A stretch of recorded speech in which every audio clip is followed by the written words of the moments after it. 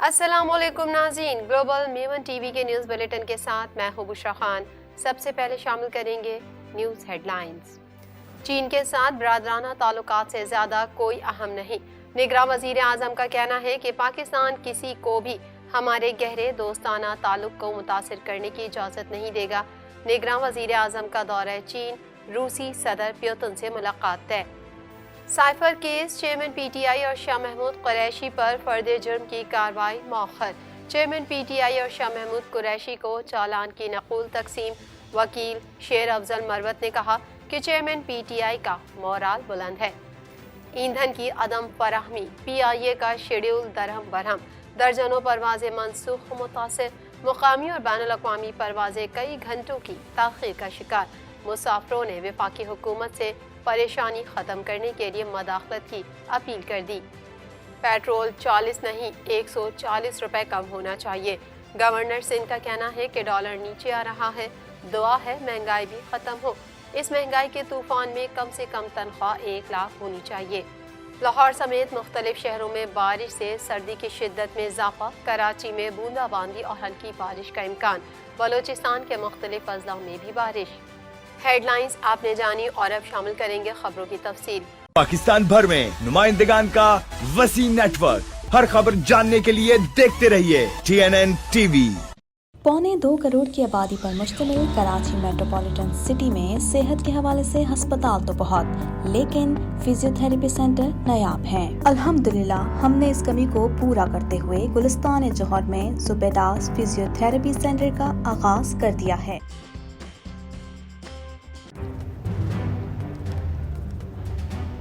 Islamic Finance TV, the only TV channel of the fastest growing Islamic economy in the world and the prime mover of Islamic finance news.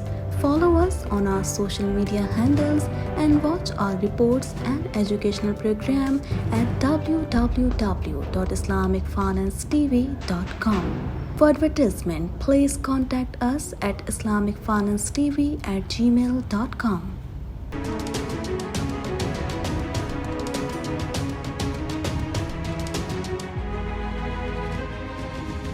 निगरान वज़ीर आज़म ने दौरा चीन के दौरान Beijing में CPEC पर मुनक़िदा राउंड टेबल इजलास की सदारत की। इजलास में चीनी स्कॉलर्स, तालीमी इदारों, थिंक टैंक्स के मुहक्किकीन ने शिरकत की। मज़ीद तफसीलात इस रिपोर्ट में। निगरान वज़ीर आज़म ने दौरा चीन के दौरान बीजिंग में सीपैक पर मुनक़िदा राउंड टेबल इजलास की सदारत की। इजलास में चीनी स्कॉलर्स, तालीमी इदारों और थिंक टैंक्स के मुहक्किकीन ने शिरकत की। निगरान वज़ीर आज़म अनवारुल हक काकड़ ने कहा कि पाकिस्तान और चीन की लाज़वाल दोस्ती हर मौके पर साबित कदम रही है। पाकिस्तान के लिए चीन के साथ बेरादराना ताल्लुकात से ज़्यादा कोई और रिश्ता अहम नहीं। उन्होंने कहा कि सीपैक एक फ्लैगशिप मंसूबा है जो पाक चीन स्ट्रेटेजिक ताउन का मजहर है। सीपैक दोनों ममालिक के बढ़ते इक़्तिसादी और तिजारती ताल्लुकात की अलामत है। ये एक इनकलाबी मंसूबा है जो पायदार तरक्की के कौमी एजेंडे को आगे बढ़ा रहा है। अपने खिताब में निगरान वज़ीर आज़म अनवारुल हक काकड़ का कहना था कि पाकिस्तान और चीन दो तरफा खुसूसी ताल्लुकात को पाकिस्तान में कौमी इत्तिफाक हासिल है। पाकिस्तान किसी को भी हमारे गहरे दोस्ताना ताल्लुक को मुतासिर करने की इजाज़त नहीं देगा। उन्होंने कहा कि पाक चीन इक़्तिसादी राहदारी ने पसमानदा और कमजोर तबके की समाजी इक़्तिसादी तरक्की की राह हमवार की। सीपैक बलोचिस्तान के अवाम की तरक्की और खुशहाली का मीनार है। सीपैक चीन पाकिस्तान के दरमियान तस्वीराती एतमाद की अलामत है। अनवारुल हक काकड़ का कहना था कि सीपैक की बदौलत गुज़िश्ता 10 साल में पाकिस्तान का समाजी मौशी मंजरनामा तब्दील हो गया। सीपैक ने पाकिस्तान के बुनियादी ढांचे को जदीद बनाया। मंसूबों से हमारी नौजवान आबादी को तरक्की के मौके मिले, रोजगार के मौके, गुर्बत में कमी, देही इलाकों की तरक्की में सीपैक ने मरकजी किरदार अदा किया। निगरान वज़ीर आज़म का कहना था कि सीपैक को अफगानिस्तान तक वसअत देने से हम खित्ते में तरक्की की राह हमवार कर रहे हैं। चीन और पाकिस्तान गवादर को इलाकाई रवाबित का मरकज बनाने के लिए पुरअज़म है। सीपैक के फवाइद से इस्तिफादे के लिए नए शराकतदारों को खुशामदीद कहने के लिए तैयार हैं। उन्होंने कहा कि सीपैक एक गेम चेंजर मंसूबा है। इसकी बदौलत हमने 800 किलोमीटर नई सड़कों और शाहराहों का नेटवर्क बनाया। नेशनल ग्रिड में 8000 मेगावाट बिजली शामिल की। सीपैक के तहत 2 लाख से ज़ायद रोजगार के मौके पैदा हुए। दूसरी जानिब निगरान वज़ीर आज़म अनवारुल हक काकड़ की दौरा चीन के दौरान रूस के सदर पुतिन से मुलाकात तय हो गई। ऑफिशियल सीक्रेट एक्ट के तहत दर्ज साइफर केस में चेयरमैन पीटीआई इमरान खान और साबिक वज़ीर ख़ारजा शाह महमूद कुरैशी के खिलाफ فرد جرم کی کارروائی مؤخر ہو گئی۔ مزید جانیں گے اس رپورٹ میں۔ آفیشل سیکرٹ ایکٹ کے تحت درج سائفر کیس میں chairman P T I Imran Khan اور سابق وزیر خارجہ شاہ محمود قریشی کے خلاف فرد جرم کی کارروائی مؤخر ہو گئی۔ آفیشل سیکرٹ ایکٹ کے تحت خصوصی عدالت میں سائفر کیس کی اڈیالہ جیل میں سماعت ہوئی۔ خصوصی عدالت کے جج ابو الحسنات ذوالقرنین نے کیس کی سماعت کی۔ سائفر کیس میں 23 اکتوبر چیئرمین پی ٹی آئی اور شاہ محمود قریشی پر فرد جرم عائد ہوگی۔ اڈیالہ جیل میں قائم خصوصی عدالت میں اسپیشل جج ابو الحسنات ذوالقرنین نے ریمارکس دیے کہ آئندہ تاریخ پر صرف فرد جرم کی کارروائی ہوگی۔ سائفر کیس کے ملزمان چیئرمین پی ٹی آئی اور شاہ محمود قریشی کو چالان کی نقول تقسیم کی گئی، جس کے بعد خصوصی عدالت کی جانب سے ملزمان پر فرد جرم عائد ہونے کی کارروائی مؤخر کر دی اور آئندہ سماعت ملزمان پر فرد جرم عائد کرنے کے لیے مقرر کر دی۔ پروسیکیوٹر شاہ خاور نے کہا کہ سائفر کیس چالان کی تمام ضروری نقول فراہم کر دیں۔ آئندہ تاریخ 23 اکتوبر کو فرد جرم کے ساتھ ہی گواہان طلبی ہوگی۔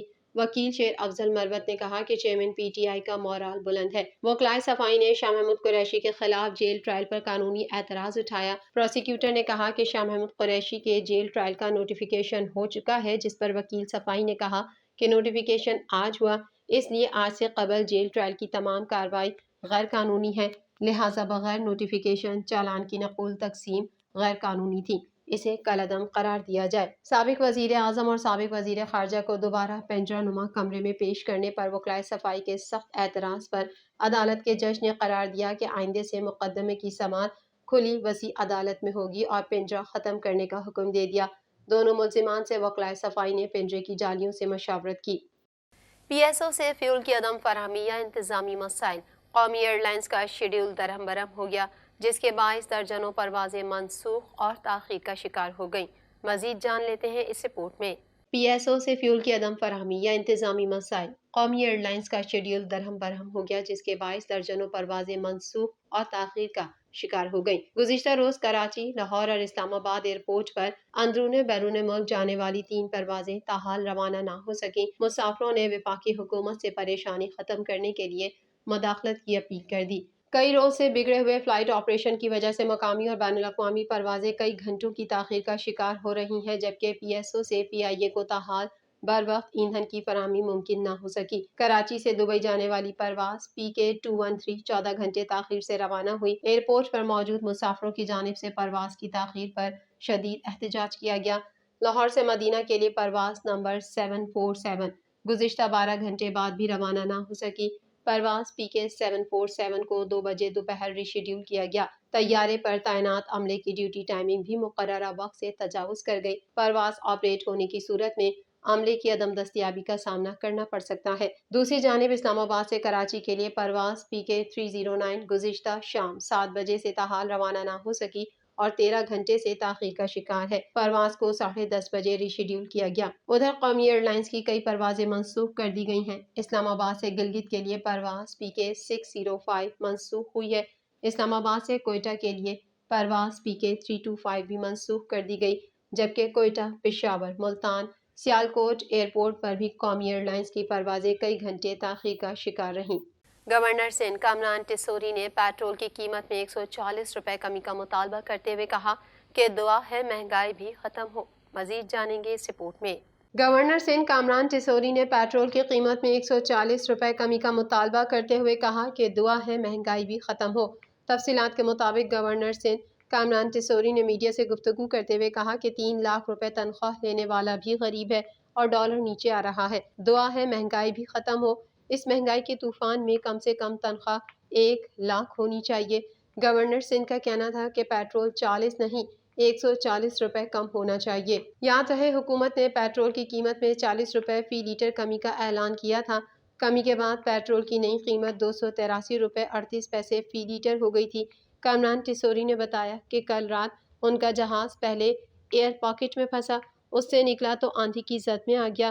ساتھ موجود نجی ایئر لائن کے پائلٹ نے کہا کلمہ پڑھ لیں، لیکن پائلٹ کی حاضر دماغی اور پروردگار کے کرم سے ہم محفوظ رہے۔ ملک کے مختلف شہروں میں گرج چمک کے ساتھ بارش سے سردی کی شدت میں اضافہ ہو گیا، جبکہ کراچی میں جاری طویل عرصے سے گرم موسم کے بعد شہر میں بوندا باندی اور ہلکی بارش کا امکان ہے۔ مزید جانتے ہیں اس رپورٹ میں۔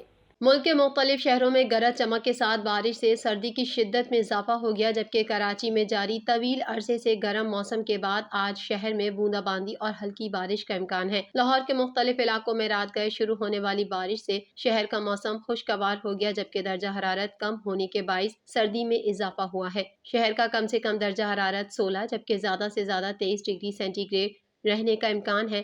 بارش کے باعث فضائی آلودگی میں بھی نمایاں کمی کی توقع کی جا رہی ہے۔ علاوہ ازیں پنجاب کے دیگر شہروں اوکاڑا، ساہیوال، عارف والا، بہاول نگر، نارووال، گوجرا، جھنگ، ٹوبا ٹیک سنگھ، سانگلہ ہل میں بھی خوب بادل برسے ہیں۔ بارش کے باعث مختلف علاقوں میں فیڈر اسٹرپ ہونے سے بجلی کی فراہمی معطل ہو گئی۔ دوسری جانب محکمہ موسمیات نے بلوچستان کے مختلف اضلاع میں منگل کو تیز ہواؤں اور گرج چمک کے ساتھ بارش کی پیش گوئی کی ہے۔ محکمہ موسمیات کے مطابق بلوچستان میں گزشتہ 24 گھنٹوں کے دوران لسبیلا میں 28 ملی میٹر، کوئٹہ میں 2، قلات میں 1 ملی میٹر بارش ریکارڈ کی گئی، جبکہ دلبدین میں بھی بادل برسے۔ محکمہ موسمیات کا کہنا ہے کہ صوبے کے بیشتر اضلاع میں مطلع جزوی ابر آلود رہے گا، تاہم زیارت، خضدار، لسبیلا، ڑوب، بارکھان، آوران اور تربت میں تیز ہوائیں اور آندھی چلنے کے علاوہ گرج چمک کے ساتھ بارش کا امکان ہے۔ کراچی میں جاری طویل عرصے سے گرم موسم کے بعد آج شہر میں بوندا باندی اور ہلکی بارش کا امکان ہے۔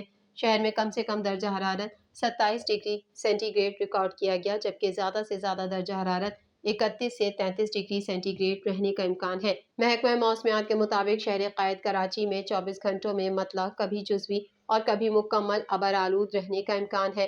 محکمہ موسمیات نے بتایا کہ کراچی میں جنوب مغرب کی سمت سے 8 کلومیٹر فی گھنٹہ کی رفتار سے ہوائیں چل رہی ہیں، جن میں نمی کا موجودہ تناسب 81% ہے۔ کراچی کے مختلف علاقوں میں زلزلے کے شدید جھٹکے محسوس کیے گئے۔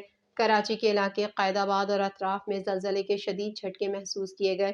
لوگ کلمہ طیبہ کا ورد کرتے ہوئے گھروں سے باہر نکل آئے۔ ملیح کے مختلف علاقوں میں بھی زلزلے کے جھٹکے محسوس کیے گئے۔ زلزلہ پیما مرکز کا کہنا ہے کہ زلزلے کی شدت 3.1 ریکارڈ کی گئی۔ زلزلہ پیما مرکز کا کہنا ہے کہ زلزلے کا مرکز قائد آباد کے قریب تھا۔ زلزلے کی گہرائی 15 کلومیٹر ریکارڈ کی گئی ہے۔ گلوبل میمن ٹی وی کے نیوز بلیٹن میں فی الحال اتنا ہی۔ مزید خبروں اور اپڈیٹس کے لیے دیکھتے رہیے گلوبل میمن ٹی وی۔